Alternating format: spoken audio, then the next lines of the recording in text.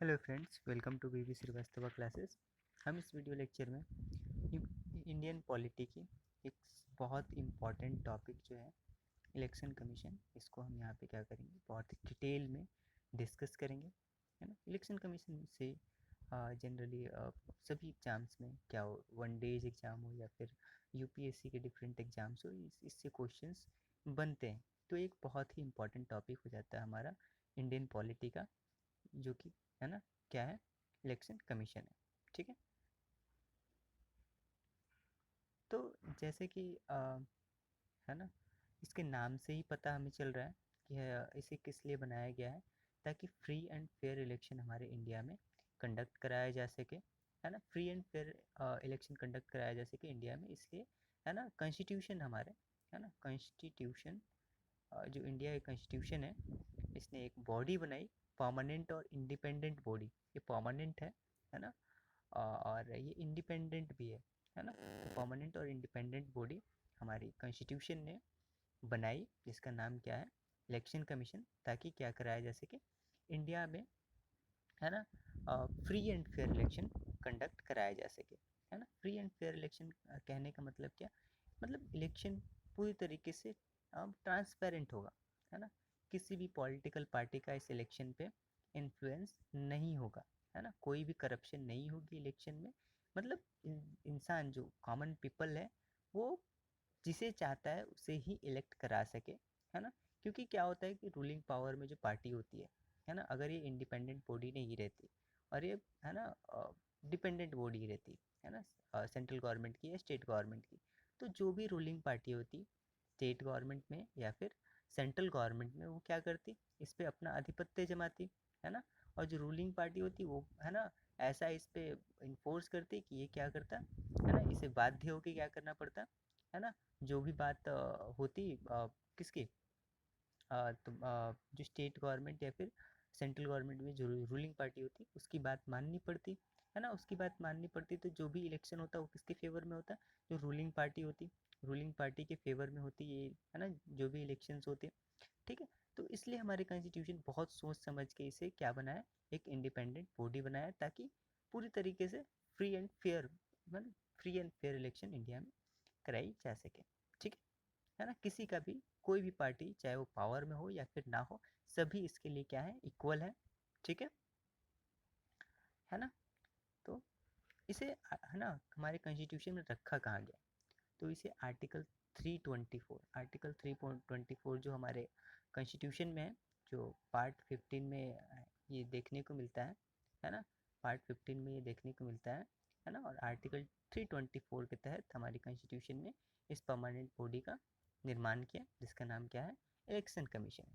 और इसे आर्टिकल 320 के अंतर्गत ही इसे पावर दिया गया है कि सुपरवाइज कर सके, डायरेक्ट कर सके और कंट्रोल कर सके जो इलेक्शन होते हैं, जैसे पार्लियामेंट में, लोकसभा के और राज्यसभा में के, लोकसभा के तो जो इलेक्शन होते हैं, है ना, यूनिवर्सल एडल्ट फ्रेंचाइज मीन्स जो भी इंसान, जो भी सिटीजन है इंडिया का, और वो 18 प्लस है, तो वो क्या कर सकता है, वोट, है ना, 18 प्लस हो और उसका नाम क्या हो, इलेक्टोरल रोल में हो, है ना। ऐसा नहीं कि 18 प्लस है और उसका नाम इलेक्टोरल रोल में है ही नहीं, तो वो इलेक्शन नहीं, मतलब वोट नहीं कास्ट कर सकता।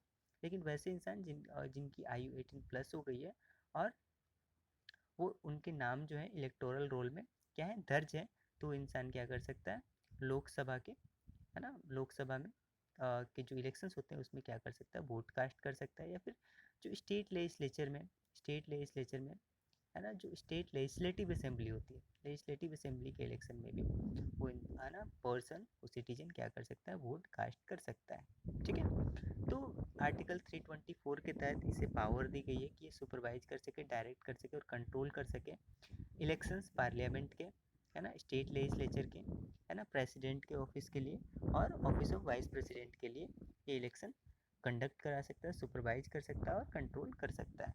ठीक है, अब हम वन डे एग्ज़ाम की बात करें, तो एक एसएससी सीजीएल, है ना, बहुत ही इम्पोर्टेंट एग्ज़ाम से यूपीएससी के बाद जो सब पोस्ट होती है ना, ग्रेड बी की, वो एसएससी सीजीएल्स के द्वारा ही जाती है। ठीक है, तो है ना, इसमें एक क्वेश्चन पूछ लिया गया था किस आर्टिकल के तहत हमारे कॉन्स्टिट्यूशन ने, है ना, इलेक्शन कमीशन को पावर दिया है कि वो सुपरवाइज कर सके पार्लियामेंट और स्टेट लेजिस्लेचर का इलेक्शन। तो हमारा क्या आंसर, हमने अभी ही देखा, आर्टिकल 324 है।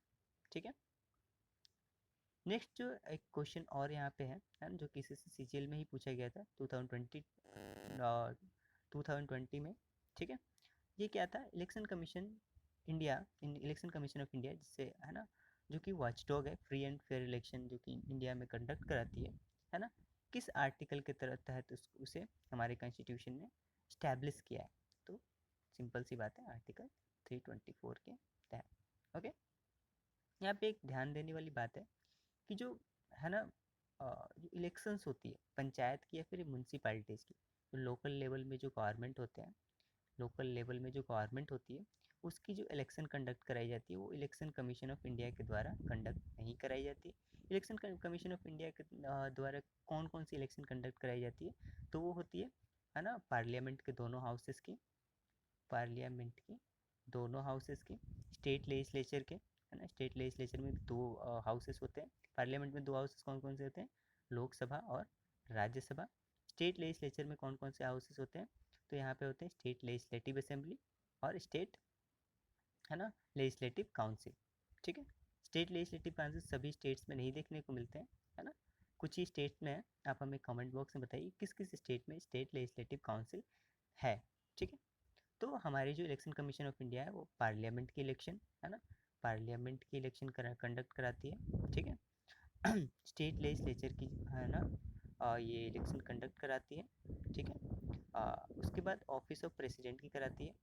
ठीक है, प्रेसिडेंट की, है ना, और उसके बाद ऑफिस ऑफ वाइस प्रेसिडेंट की इलेक्शन कराती है। ठीक है, वाइस प्रेसिडेंट की। ठीक है, अब और कौन कौन से निकाय हो गए जो बच गए। ठीक है, तो वो हो गए हमारे लोकल लेवल गवर्नमेंट, है ना, जो कि पंचायत हो गई और म्यूनसिपालिटीज हो गई, इसकी इलेक्शन कंडक्ट कराई जाती है स्टेट इलेक्शन कमीशन के द्वारा, है ना, जिसकी अपॉइंटमेंट कौन करते हैं, गवर्नर करते हैं, है ना, आर्टिकल 243 के अंतर्गत, है ना, इस स्टेट इलेक्शन कमीशन की अपॉइंटमेंट की जाती है गवर्नर के द्वारा। ओके, है ना, अगर कॉम्पोजिशन की बात करें तो इलेक्शन कमीशन ऑफ इंडिया, है ना, जो कि एक बॉडी है, इसमें मेंबर्स कौन कौन से होते हैं। ठीक है, जैसे हम अगर बात करें तो एक अगर क्लासरूम की बात करें, है ना, एक क्लासरूम को ले लेते हैं, तो हम उसमें देखते हैं उसमें कौन कौन होते हैं, स्टूडेंट्स होंगे और क्या होगा, टीचर होंगे। ठीक है, इसे ही हम बोलेंगे क्या, क्लासरूम है ना, क्लासरूम में स्टूडेंट्स होते हैं और टीचर्स होते हैं। ठीक, वैसे ही जो इलेक्शन कमीशन ऑफ इंडिया जो कि एक बॉडी है, उसके मेंबर्स कौन कौन से होंगे, है ना, कौन कौन उसके मेंबर होंगे। ठीक है, तो इलेक्शन कमीशन में एक चीफ इलेक्शन कमिश्नर होते हैं और कुछ यहाँ पे इलेक्शन कमीशन होते हैं जो कि president time to time fix करते रहते हैं कितने इलेक्शन कमीशन वहाँ पे होंगे। ठीक है, तो appointment of chief election commission, है ना, कमिश्नर, है ना, जो चीफ इलेक्शन कमिश्नर का अपॉइंटमेंट या फिर दूसरे इलेक्शन कमिश्नर का अपॉइंटमेंट किसके द्वारा किया जाता है, प्रेसिडेंट के द्वारा किया जाता है। डायरेक्टली वन लीनियर क्वेश्चन पूछ लेता है ना, हर बहुत सारे एग्जाम्स में, कि जो चीफ इलेक्शन कमिश्नर हो गए या फिर दूसरे इलेक्शन कमिश्नर हो गए, उनकी अपॉइंटमेंट किसके द्वारा की जाती है, तो वो प्रेसिडेंट के द्वारा की जाती है, ऐसा आंसर होगा। ठीक है, 1950 था ना, 25 जनवरी 1950, है ना, ये वो तारीख है जब क्या हुआ था, हमारी इलेक्शन कमीशन ऑफ इंडिया बनी थी। इसलिए हम 25 जनवरी को हर साल नेशनल वोटर्स डे मनाते हैं, सेलिब्रेट करते हैं। ठीक है, तो 25 जनवरी 1950 से लेके 15 अक्टूबर 1989 तक, ठीक है, 15 अक्टूबर 1989 तक ये जो इलेक्शन कमीशन ऑफ इंडिया था, इसमें केवल एक ही मेंबर थे, जो कौन थे, चीफ इलेक्शन कमिश्नर थे। लेकिन 16 अक्टूबर 1989 के बाद, है ना, इस समय हुआ क्या, तो 64th कॉन्स्टिट्यूशन अमेंडमेंट एक्ट आया था 1988 का, है ना, इसके तहत क्या किया गया, जो वोटिंग एज थी, है ना, पहले क्या थी, 21 थी, अब क्या कर दी गई है, उसको घटा के उस समय 18 कर दी गई थी। तो वर्कलोड बहुत ज़्यादा बढ़ गया, बहुत से लोगों का क्या करना था, नाम इलेक्टोरल रोल में जोड़ना था। ठीक है, तो इलेक्शन कमीशन ऑफ इंडिया पे क्या हो गया, वर्कलोड बहुत ज़्यादा बढ़ गया, इन दिस केस में क्या हुआ, 16 अक्टूबर 1989 को प्रेसिडेंट ने 2 और इलेक्शन कमिश्नर को इलेक्शन कमीशन ऑफ इंडिया में अपॉइंट किए। ठीक है, ये इलेक्टोरल रोल वाला काम क्या था, जनवरी 1990 तक ख़त्म कर लिया गया। तो 1990 में क्या कर दिया गया, वो जो 2 पोस्ट जो प्रेसिडेंट ने क्रिएट किया था वर्कलोड बढ़ने की वजह से, उसे ख़त्म कर दिया जाता है। ठीक है, और 1990 में क्या हो जाता है, election commission of India single member body बन जाती है।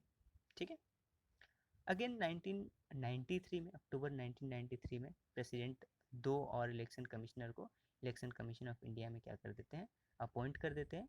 और तब से लेके अब तक क्या है, इलेक्शन कमीशन ऑफ इंडिया हमारी जो है 3 मेंबर बॉडी है ना, 3 मेंबर बॉडी है ना, जिसमें एक क्या होते हैं, इलेक्शन कमीशन ऑफ इंडिया होते हैं, चीफ इलेक्शन कमिश्नर होते हैं, और 2 कौन से होते हैं, इलेक्शन कमिश्नर होते हैं। ठीक है, यहाँ पे एक एसएससी में एक क्वेश्चन पूछ लिया गया था, किस कॉन्स्टिट्यूशन अमेंडमेंट एक्ट के द्वारा वोटिंग एज जो पहले कितनी थी, 21 साल थी, उसे घटा के 18 साल कर दिया गया था। तो ये है ना, कौन सी थी, है ना, तो ये थी 61st कॉन्स्टिट्यूशन अमेंडमेंट एक्ट 1988 की थी। ठीक है, ये जो चीफ इलेक्शन कमिश्नर होते हैं, ठीक है, या फिर दोनों इलेक्शन कमिश्नर होते हैं, है ना, 3 जो इलेक्शन, एक election commissioner, chief election commissioner, और 2 क्या होते हैं, इलेक्शन कमिश्नर होते हैं। उनको उनकी जो पावर होती है, फिर उनको जो सैलरी मिलती है, वो किसके सिमिलर होती है, तो सुप्रीम कोर्ट के जज के सिमिलर उनकी पावर होती है, और वो उतने ही सैलरी रिसीव करते हैं जितने सुप्रीम कोर्ट के जज रिसीव करते हैं। ठीक है, अभी ये 2.5 लाख है। ठीक है, और अभी चीफ इलेक्शन कमिश्नर कौन है, ये भी क्वेश्चन आ सकता है, तो वो है राजीव कुमार। ठीक है,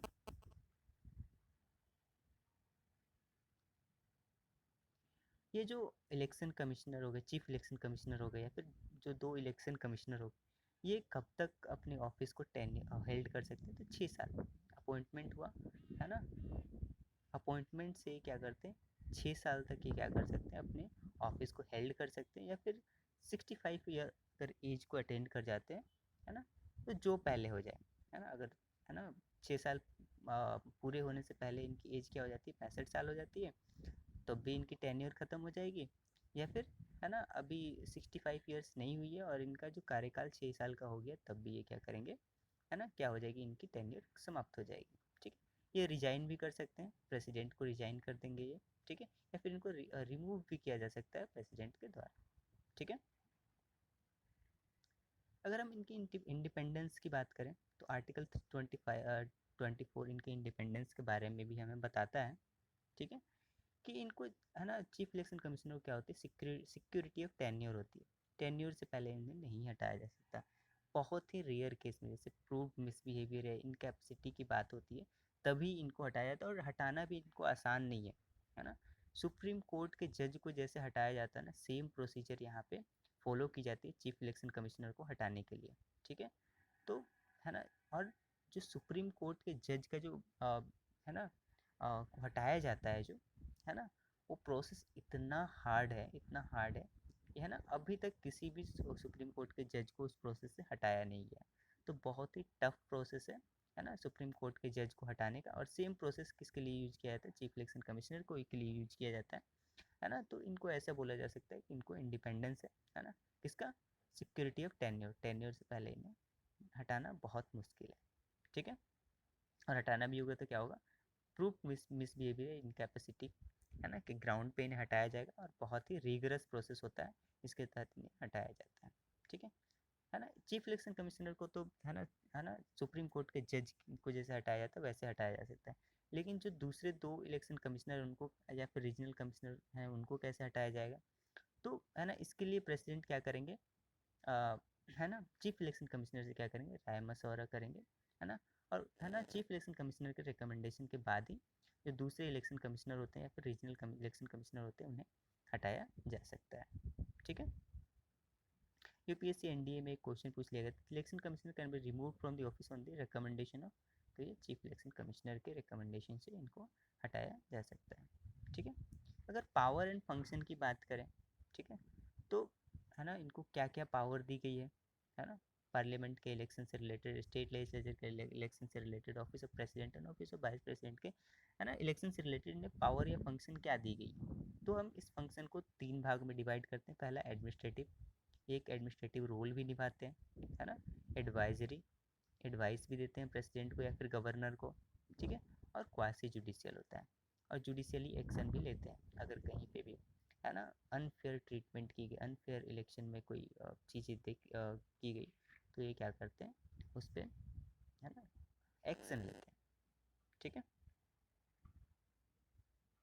अगर डिटेल में देखें इनकी पावर एंड फंक्शन को, तो ये जो इलेक्टोरल कंस्टिट्यूएंसीज होती है ना, हम देखते हैं ना हमारी कंस्टिट्यूएंसीज के हिसाब से क्या होते हैं, मेंबर्स वहाँ से क्या होते हैं, खड़े होते हैं और वो इलेक्ट होते हैं, ठीक है। तो ये जो इलेक्शन कमीशन ये जो टेरिटोरियल एरिया जो कि जो कंस्टिट्यूएंसी होगी उसको ये डिफाइन करेंगे किसके साथ मिलकर, डिलिमिटेशन कमीशन के साथ मिलके, है ना, डिलिमिटेशन कमीशन एक्ट के तहत, ठीक है। ये पीरियडिकली क्या करते हैं, इलेक्टोरल रोल बनाते हैं, है ना, और रजिस्टर करते हैं जितने लोग भी एलिजिबल वोटर। मान लो इस साल कोई बंदा है, इसकी 17th एज हो गया, नेक्स्ट ईयर वो क्या हो गया, 18th हो गया, तो अब उसे क्या करना पड़ेगा, इलेक्टोरल रोल में चढ़ाना पड़ेगा, है ना, उसके नाम को, तभी तो वो वोट दे सकता है ना। तो ये कौन रिवाइज करता है इलेक्टोरल रोल को, या फिर रजिस्टर कौन करता है एलिजिबल वोटर्स को, तो वो, है ना, इलेक्शन कमीशन ऑफ इंडिया ही है जो ये करता है, ठीक है। ये जो इलेक्शन के डेट होते हैं उसको नोटिफाई करता है, और इलेक्शन कैसे कैसे होगा, किस किस फेज में होगा, कहाँ कहाँ होगा, ये सब किसका काम है, इलेक्शन कमीशन ऑफ इंडिया का ये काम है, ठीक है।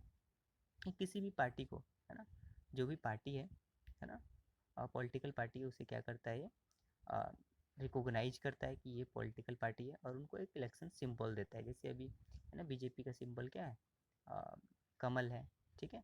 आईएनसी का क्या है ना, इंडियन नेशनल कांग्रेस का क्या है, हाथ छाप है, ठीक है, हाथ है। तो ये सिंबल कौन दिया है इन्हें, है ना, तो ये इलेक्शन कमीशन ही प्रोवाइड की है, ठीक है। ये एक कोर्ट की तरह भी एक्ट करता है ना। जब मान लो दो पॉलिटिकल पार्टी जो एक ही सिंबल के लिए लड़ रहे हैं, नहीं मुझे मिलना चाहिए, नहीं मुझे मिलना चाहिए, तो इसमें डिसीजन कौन लेता है कि, है ना, किसे ये सिंबल मिलना चाहिए, तो वो इलेक्शन कमीशन ऑफ इंडिया ही है जो कोर्ट की तरह काम करते हुए बताता है कि नहीं, ये इलेक्शन सिंबल इन्हें मिलना चाहिए, ठीक है, और इन्हें मिलेगा, ठीक है। ये अगर कहीं भी, है ना, इलेक्टोरल अरेंजमेंट में कोई भी गड़बड़ी दिखती है, डिस्प्यूट, झगड़े देखने को मिलते हैं, तो ये एक ऑफिसर्स को अपॉइंट करेंगे ताकि उसकी इंक्वायरी की जा सके, ठीक है। ये code of conduct, model code of conduct लगाते हैं जैसे ही इलेक्शन की नोटिफिकेशन जारी होती है ना, इलेक्शन कमीशन ऑफ इंडिया क्या करते हैं, कोड ऑफ कंडक्ट जारी करते हैं कि भैया आप जो पॉलिटिकल पार्टी हैं आपको ये काम करने हैं और ये काम नहीं करने हैं, ठीक है। तो ये मॉडल कोड ऑफ कंडक्ट जारी करती है, ठीक है। हर एक जो पॉलिटिकल पार्टी है उसकी पब्लिसिटी के लिए ये, है ना, जो नेशनल टीवी होती है, दूरदर्शन वगैरह, उस पर एडवर्टाइजमेंट का हर पार्टी को इक्वली समय देते हुए इक्वल इक्वल ये में डिवाइड करती है कब किस पार्टी का, है ना, प्रचार हम टीवी पे दिखाएंगे या फिर रेडियो पे प्रसारण करेंगे, ठीक है। तो ये रोस्टर कौन प्रिपेयर करता है, इलेक्शन कमीशन ऑफ इंडिया ही करती है, ठीक है। ये प्रेसिडेंट को एडवाइस करते हैं, है ना, अगर कोई भी मेंबर जो पार्लियामेंट का है वो अगर डिस्क्वालिफिकेशन को वो अटेंड कर रहा है, तो प्रेसिडेंट को एडवाइस करेंगे भाई प्रेसिडेंट साहब, है ना, ये जो आपके मेंबर ऑफ पार्लियामेंट है, एमपी हैं, ये क्वालिफाइड नहीं है एमपी पोस्ट के लिए, है ना।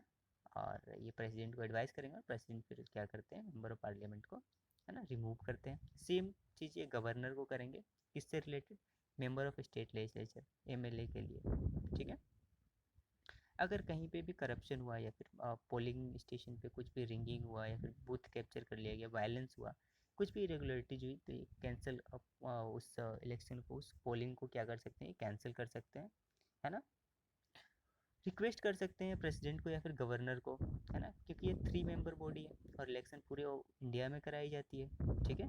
तो, है ना, उनके लिए क्या चाहिए, इनको स्टाफ्स की ज़रूरत पड़ेगी, तो ये, है ना, प्रेसिडेंट को या फिर गवर्नर को रिक्वेस्ट कर सकते हैं कि हमें स्टाफ दीजिए ताकि हम इलेक्शन कंडक्ट कराया जा सके, ठीक है। और, है ना, ये पूरी तरीके से सुपरवाइज करती है ना, कि इलेक्शन फेयर एंड, है ना, फ्री हो पूरी ऑल ओवर इंडिया में, ठीक है। ये प्रेसिडेंट जो होते हैं हमारे, है ना, उनको ये एडवाइस करते हैं कि, है ना, प्रेसिडेंट रूल में जो कि स्टेट में कभी प्रेसिडेंट रूल लग जाता है और वो 1 साल तक चलता रहता है, ठीक है। तो 1 साल तक अगर नॉर्मल सिचुएशन होती है स्टेट में, तो क्या कर सकते हैं, ये एडवाइस कर सकते हैं प्रेसिडेंट को कि अब यहाँ पे इलेक्शन कंडक्ट किया जा सकता है। ठीक है, ये पॉलिटिकल पार्टी को रजिस्टर करते हैं, है ना, और उनको स्टेटस देते हैं कि वो नेशनल पार्टी है या फिर स्टेट पार्टी है। ठीक है, उनके पोलिंग परफॉर्मेंस के आधार पे। ठीक है, स्टेट लेवल पे इलेक्शन कमीशन को असिस्ट किया जाता है चीफ इलेक्टोरल ऑफिसर के द्वारा, है ना, जिसको अपॉइंट किया जाता है चीफ इलेक्शन कमिश्नर के द्वारा, है ना। Chief election commissioner state government से, है ना, कंसल्ट करके क्या करते हैं, है ना, ये चीफ इलेक्टोरल ऑफिसर को अपॉइंट करते हैं, है ना, और ये चीफ इलेक्टोरल ऑफिसर क्या करते हैं, इलेक्शन कमीशन को असिस्ट करते हैं स्टेट में। ठीक है, डिस्ट्रिक्ट लेवल की अगर हम बात करें तो कलेक्टर जो होते हैं वो डिस्ट्रिक्ट रिटर्निंग ऑफिसर के रूप में काम करते हैं, और ये, है ना, है ना,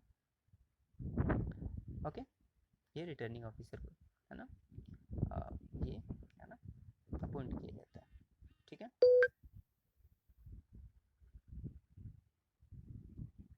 है ना, तो यहाँ पे एक क्वेश्चन है, who appoint the chief electoral officer और हु असिस्ट द इलेक्टोरल, है ना, election commission at the state level.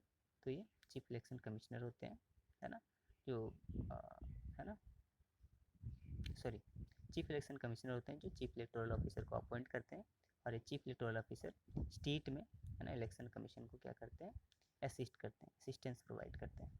ठीक है, अगर हम बात करें तो इंडियन कॉन्स्टिट्यूशन किस पार्ट में इलेक्शन को रखा गया है, तो ये पार्ट 15 में रखा गया है। ठीक है, और, है ना, अभी है ना, post chief election commissioner India के कौन थे, तो ये थे, है ना, सुकुमार सेन थे। ठीक है, और अभी करंट में चीफ इलेक्शन कमिश्नर कौन है इंडिया के, तो है राजीव कुमार, और ये 25th चीफ इलेक्शन कमिश्नर है इंडिया के। ठीक है, तो थैंक यू, इस वीडियो में इतना ही, स्टे ट्यून।